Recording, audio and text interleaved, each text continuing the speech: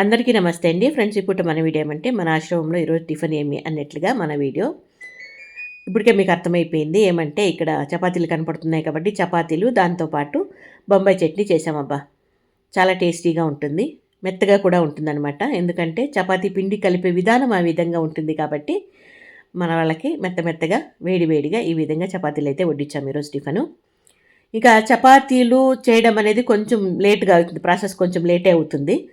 వీళ్ళకి ఒక 10 నిమిషాలు 15 నిమిషాలు లేట్గానే వస్తుంది ఆ రోజు టిఫిన్తో. చపాతీలు, దోశలు, పూరీలు ఇట్లాంటివి చేసినప్పుడు ఇంకా ముందుగానే స్టార్ట్ చేసుకోవచ్చు కదమ్మా అనుకోవచ్చు. కాకపోతే ముందుగా స్టార్ట్ చేస్తే చల్లగా అయిపోతుందండి, వర్షాలు వేరే పడతానే ఉన్నాయి.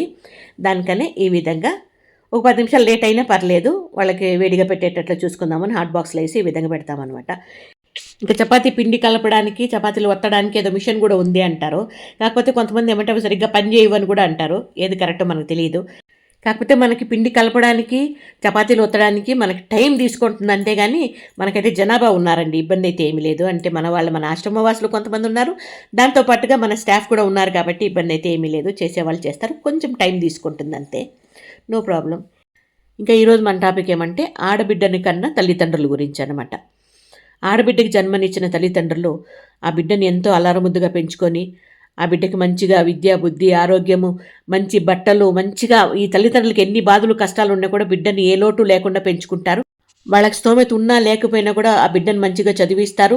అదేవిధంగా మంచి సంబంధం చూసి మన ఇంటికన్నా అత్తగారింట్లో మన బిడ్డ బాగుండాలి, సుఖపడాలి అన్నట్లుగా పెళ్లి చేసి పంపిస్తారు. ఆ ఆడబిడ్డకి పెళ్ళయిన తర్వాత అత్తగారింట్లో అష్టైశ్వర్యాలు చూసి భర్త మాయలో పడి తల్లిదండ్రులు మర్చిపోయే సందర్భాలు కూడా ఉంటాయి. అయినా కూడా ఆ తల్లిదండ్రులు నా బిడ్డ మర్చిపోయింది అని బాధపడరు. నా బిడ్డ ఎక్కడో ఒకక్కడ సుఖంగా ఉంది, మాకు అంతే చాలు అని తృప్తి పడతారు. అది తల్లిదండ్రుల గొప్పతనం. కాకపోతే ఏమంటే ఈరోజు నీకు ఇంత ఐశ్వర్యము అట్టాసము రావడానికి అదే తల్లిదండ్రుల కారణమని మర్చిపోవద్దు. ఎప్పుడూ కూడా అత్తమామల ఎదురుగా, భర్త ఎదురుగా కూడా తల్లిదండ్రులను తక్కువ చేసి మాట్లాడద్దు. అంతకన్నా నరకం వాళ్ళకి ఇంకోటి ఉండదు. ఇది ఇప్పుడు మన చిన్ని వీడియో మీద మీ అభిప్రాయం తెలియజేస్తే వీడియో నచ్చితే లైక్ చేయండి అబ్బా.